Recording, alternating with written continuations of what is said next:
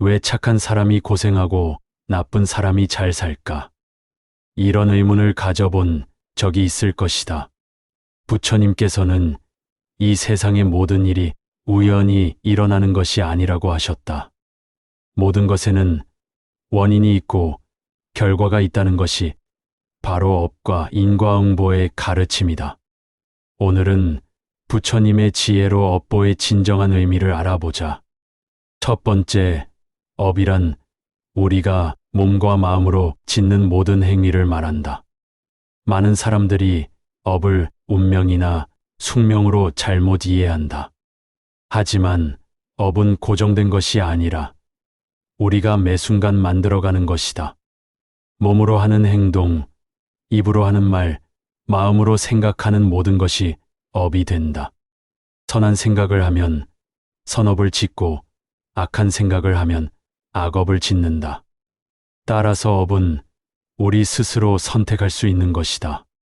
부처님께서는 업을 씨앗에 비유하셨다.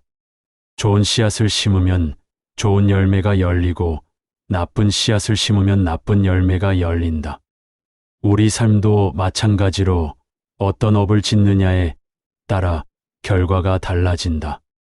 두 번째, 인과응보는 즉시 나타나지 않을 수 있다. 현재 고통받는 사람을 보며 그 사람이 나쁜 짓을 했을 거라고 판단하면 안 된다. 반대로 현재 잘 사는 사람을 보며 착한 사람이라고 단정해서도 안 된다. 부처님께서는 업보가 세 가지 시기에 나타난다고 하셨다. 현생에서 받는 현보, 다음 생에서 받는 생보, 여러 생에 걸쳐 받는 후보가 있다.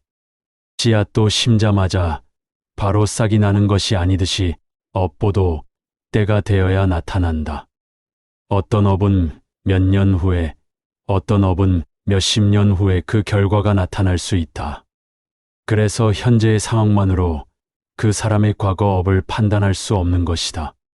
착한 사람이 고생하는 것을 보고 인과응보를 의심할 필요가 없다. 지금의 고생은 과거의 악업 때문이고 지금 짓는 선업은 미래의 복으로 돌아올 것이다. 세 번째, 업에는 개별업과 공동업이 있다. 개인이 혼자 짓는 업이 있고 여러 사람이 함께 짓는 업도 있다. 가족이나 조직, 국가 단위로 공동으로 짓는 업도 있다. 전쟁이나 자연재해 같은 것은 공동업의 결과로 볼 수 있다. 개인의 노력만으로는 피할 수 없는 일들이 이에 해당한다. 하지만 공동업 속에서도 개별업에 따라 고통의 정도가 달라진다. 같은 상황에 처해도 어떤 사람은 더 큰 고통을 받고 어떤 사람은 덜 받는다. 이것이 바로 개별업의 차이 때문이다. 따라서 운명론에 빠져서는 안 되고 항상 선업을 쌓으려고 노력해야 한다. 네 번째, 업보는 반드시 자신이 받는다. 내가 지은 업은 다른 사람이 대신 받을 수 없다. 마찬가지로 다른 사람이 지은 업을 내가 받을 수도 없다. 부모의 업을 자식이 받거나 자식의 업을 부모가 받는다는 것은 잘못된 생각이다. 다만 서로 영향을 주고받을 수는 있다. 부모가 악업을 지으면 그 영향으로 자식이 어려움을 겪을 수 있다.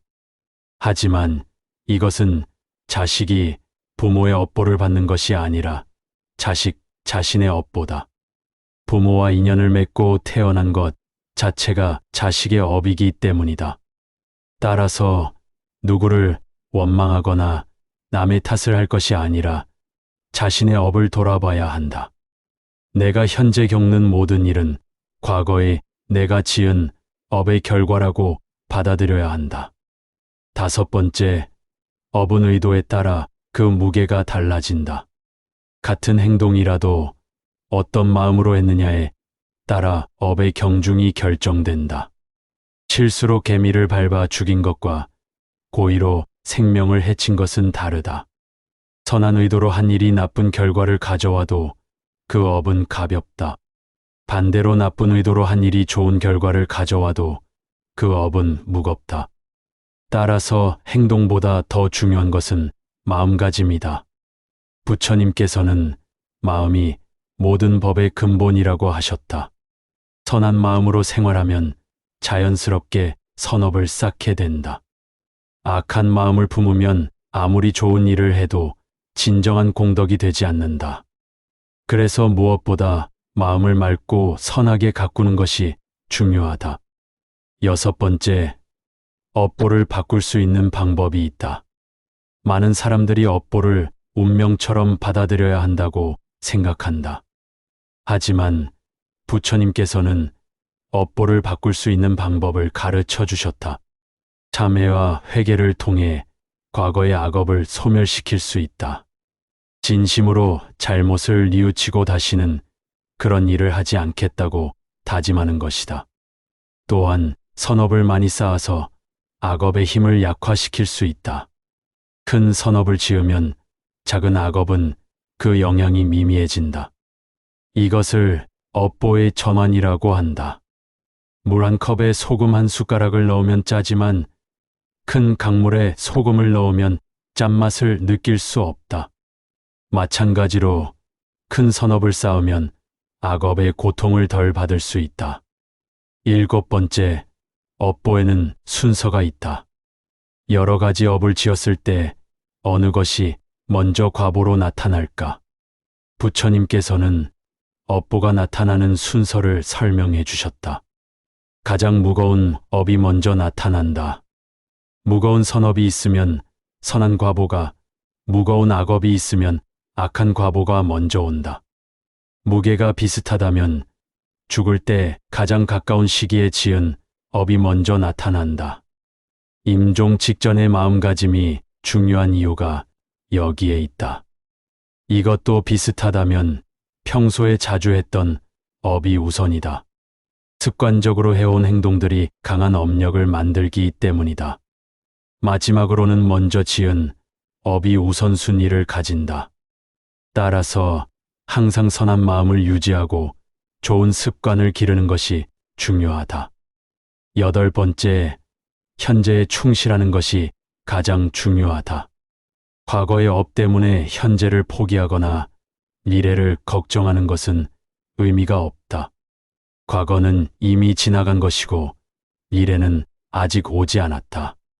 우리가 할 수 있는 것은 현재 이 순간에 선업을 짓는 것뿐이다.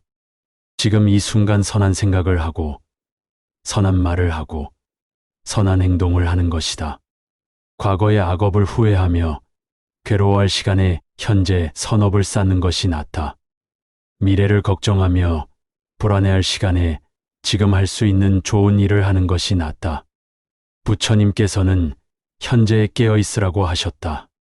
과거에 얽매이지도 말고 미래에 집착하지도 말고 현재에 집중하라는 뜻이다. 현재를 바르게 살면 과거의 업보도 좋게 바뀌고 미래도 밝아진다.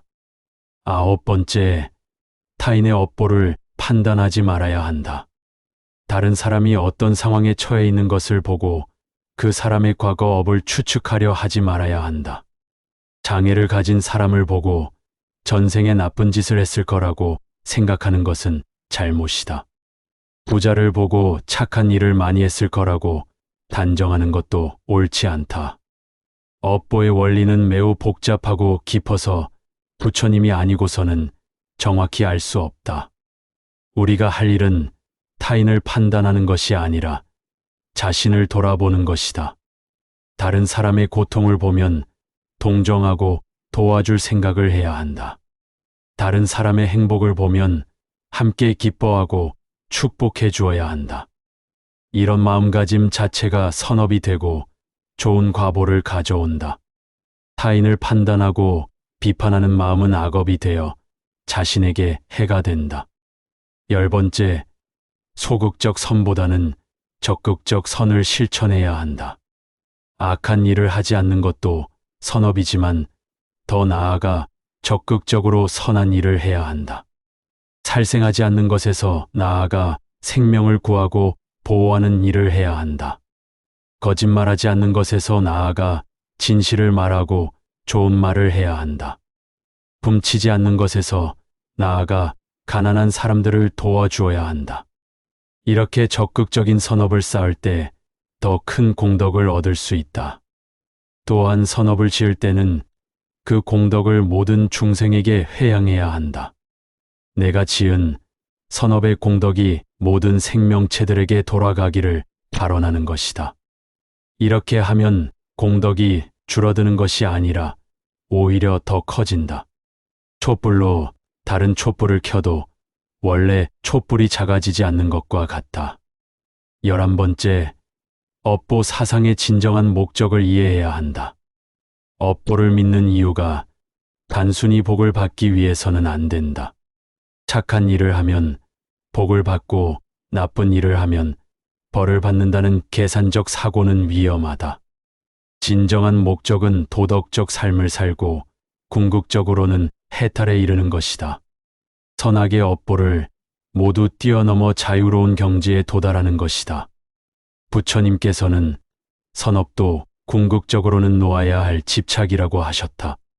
täm목이 강을 건너는 수단이지 목적지가 아닌 것처럼 업보 사상도 수행의 방편이다. 도덕적 삶을 통해 마음을 정화하고 지혜를 기르는 것이 진정한 목표다. 그래서 선업에 집착하지 말고 무심한 마음으로 자연스럽게 선을 행해야 한다. 12번째, 일상생활에서 업보 원리를 실천하는 방법이 있다. 아침에 일어나면 오늘 하루 선업을 쌓겠다고 다짐하자. 작은 일부터 시작해서 점차 큰 선업으로 나아가자. 길에서 쓰레기를 줍는 것, 어려운 사람을 도와주는 것, 동물에게 먹이를 주는 것 모두 선업이다. 말할 때는 상대방에게 도움이 되는 말, 기분 좋아지는 말을 하려고 노력하자. 마음속으로는 항상 자비심과 감사하는 마음을 가져야 한다. 다른 사람의 행복을 진심으로 기뻐하고 고통받는 이들을 불쌍히 여기는 마음이다. 잠자리에 들기 전에는 하루 동안 지은 업을 돌아보자. 잘못한 일이 있다면 진심으로 참회하고 앞으로 조심하겠다고 다짐하자. 좋은 일을 했다면 그 공덕을 모든 중생들과 나누겠다고 회양하자. 이렇게 매일 반복하면 자연스럽게 업보에 맞는 삶을 살게 된다. 부처님의 업보 가르침은 우리에게 희망을 준다. 현재가 아무리 힘들어도 지금부터 선업을 쌓으면 미래는 바뀔 수 있다. 과거의 악업 때문에 절망할 필요도 없고 현재의 어려움에 굴복할 이유도 없다. 우리 자신이 운명의 주인이고 업보의 창조자다. 매 순간 선택하는 생각과 말과 행동이 우리의 미래를 만들어간다. 이 진리를 깨닫고 실천한다면 누구나 행복하고 자유로운 삶을 살 수 있을 것이다.